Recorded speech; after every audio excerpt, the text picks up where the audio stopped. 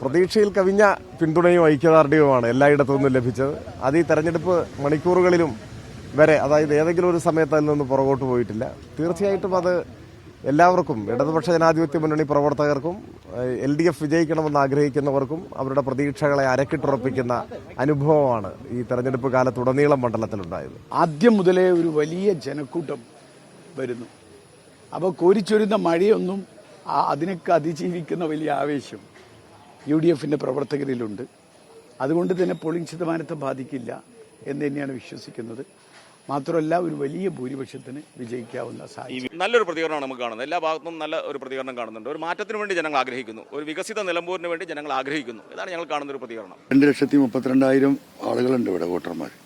ആ വിരൽത്തുമ്പ് കൊണ്ട് അവർ സംസാരിക്കും. ഈ തെരഞ്ഞെടുപ്പിൽ പിണറായി സത്തിന്റെ ആണി അടിച്ചു തുടങ്ങി. അതിങ്ങനെ അടിച്ചുകൊണ്ടിരിക്കട്ടെ, അത് കണ്ടുമ്പോൾ കാണാം.